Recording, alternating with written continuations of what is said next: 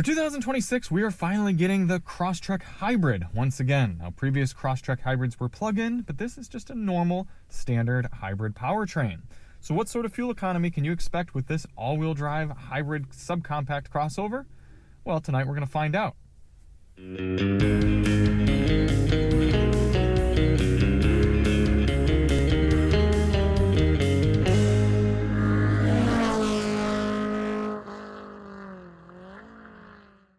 Hey everybody, it's Charlie from Daily Motor, and today we've got the real-world highway fuel economy test on the 2026 Subaru Crosstrek Hybrid. In this test, I'm going to head out to the highway and do 50 miles out and 50 miles back, averaging 70 miles per hour to get a realistic fuel economy number for this green car. So before we get started, let's hop out and take a look at it. Yes, the more powerful and more efficient Subaru Crosstrek Hybrid. And we tested the sport model of the Crosstrek back a few years ago, and it got 33 miles per gallon, if I remember correctly. It was either 33 or 34 once we actually got to the pump and calculated everything, which is not too bad. But this one promises 36 from the EPA, so theoretically should be doing a little bit better, and it promises that 36 number in all sorts of driving. So if you do want to see more on the Crosstrek, check the link below. We've got our full pros and cons review and a dedicated audio review of the 10-speaker sound system in this one, as well as a review and audio system review of the previous one, that sport model. Still haven't gotten the Crosstrek Wilderness. Maybe we'll save that for some sort of adventure. So why do we do this test? Well, the EPA's highway fuel economy test, which gives, like I said, this car 36 miles per gallon, that test only averages 48 miles per hour. We know there are people who do plenty of highway driving and would like to know what sort of numbers you can realistically expect here in the real world. So in order to test that out, I'm going to head out to the highway here at night when there's less traffic. I'm going to fill up, go out and do 100 miles, come back to the pump and fill up using the same pump and the same 3-click fueling method and get a result. Now, a few things to note for the test. Outside temperature is going to be about 60 degrees Fahrenheit. Our tire pressures will be set at their door placard 35 PSI front, 33 PSI rear cold. And we're going to run the climate control at 73 degrees auto.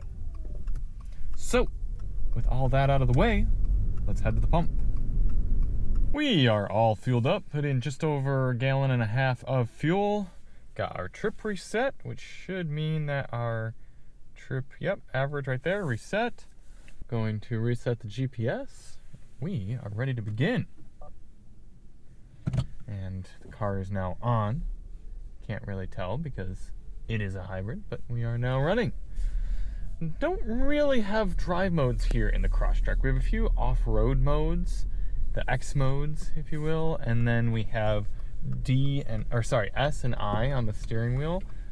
We are just going to keep it in I. That's kind of the standard powertrain mode there. And we're taking it nice and easy over to the highway. It's about half a mile away, and pick up the test from there. Now, the goal of this test isn't to hypermile. We're not trying to get the best possible fuel economy, but rather a realistic figure. So in order to do that, I'm going to get up to highway speed here at a reasonable pace, as reasonable as this Mercedes wants to go, I suppose. And we're going to set our cruise control to a GPS-indicated 71 miles per hour. That should allow us to average 70 over the whole test. Getting to kind of put that electricity to work here a little bit, get us up to speed. Nice big mirrors on the Crosstrek. I'm noticing a moderate amount of road noise here on this concrete section of highway. To see how that is over the whole test. Very detached feeling as well between the hybrid powertrain, the light steering. Not necessarily saying that's a bad thing, just kind of observation here. Very accurate speedometer though, 71 on the dash is giving us 71 on the GPS, so that is where we will be settling in. We do have Subaru's active lane keeping, so we'll see how that works throughout the drive. I do appreciate that it has a little light that pops up on the windshield if I don't touch the steering wheel for too long of a period of time. It goes from green to a flashing yellow. And I prefer that over an immediate audible sound.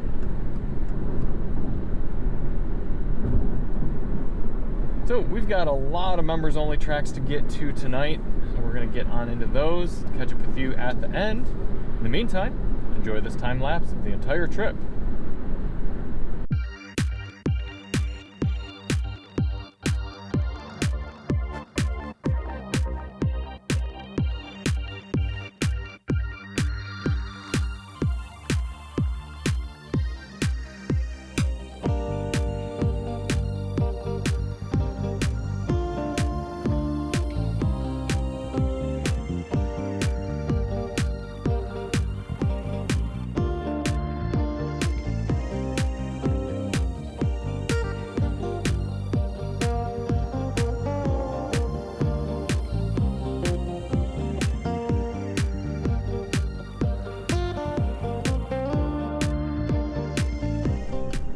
Coming into the end of the highway fuel economy test here in the Crosstrek Hybrid. I mean, we got 34.4 on the dash, which is a decently impressive, maybe not impressive, it's an acceptable number for an all-wheel drive in a subcompact crossover like this. It's a little disappointing to be under EPA. EPA is 36, so if we were to get back to the pump and get this number, round to 34, not super impressive, not the end of the world, I suppose. Again, for the capabilities of the vehicle, all-wheel drive and stuff, good, but nothing earth-shattering. And again, not too surprising, given that we're just cruising at highway speeds. The car is also fine for the highway. Noise is average, comfort is average. The active lane keeping falters regularly. There are more and more new cars, even at this price point, the active lane keeping systems are really good. I mean, you can practically just keep a finger on the steering wheel. Oh, yeah, see, I thought I was going out of a lane there. You can just keep a finger on the steering wheel, and the car practically drives itself. Not really the case here for this one. I've had multiple disengagements, not very confident in the lanes. So, and also it's a bit conservative in the active, the distance control as well. So, not exactly a relaxing experience in here, but not an uncomfortable experience either, just kind of middle of the road. In terms of the tach shot, just realized I took a photo of this earlier, and then we don't have a tachometer, it's just a power meter. So, sorry, not seeing the revs. There may be a way to bring it up in the settings screen, but it's certainly not anything I'm going to be able to figure out right here. We had a lot of members only tracks, so I spent just pretty much the whole drive listening to those. So I'm going to get the car back to the pump here, fill it all the way up, and crunch our final numbers, and see how this thing fares. Here we are, all fueled up. We ended up putting in 2.722 gallons back into the tank, which I think should give us a pretty optimistic figure here, if my math doesn't fail me. 100.3 miles traveled. I know that says 100.4, but I know the route to be 100.3 divided by 2.722 is giving us, okay, now that's quite a bit better than the vehicle's readout, and I am a bit inclined to go with that because, interestingly, the car says it's only traveled 99.4 miles, whereas the GPS says 100.4, or like I said, 100.3 for this route. And I suppose maybe because I drove out that way, maybe it really is 100.4 for this one here tonight. So I am going to round down just to be a little conservative, but we are at least matching EPA 36 miles per gallon here for the Subaru Crosstrek Hybrid. And that is a bit encouraging because the non-hybrid Crosstrek that we tested a few years ago got 34 MPG. Let me see how EPA says that one's going to do, the non-hybrid. It says it would do 33. Okay, so the non-hybrid beat its EPA by 1, and this one just barely. I mean, if you went by the pump fill, would be rounding up and beating it by 1 as well. So 36 miles per gallon for this car, not too bad. And on top of that, you have a 16.6 gallon fuel tank, even for the hybrid here. So 16.6 times 36 miles per gallon is giving you a very healthy 590 miles of highway cruising range. Now keep in mind, why is that person running out of the gas station so quickly? Okay, it's not like it's cold, it's 60 degrees.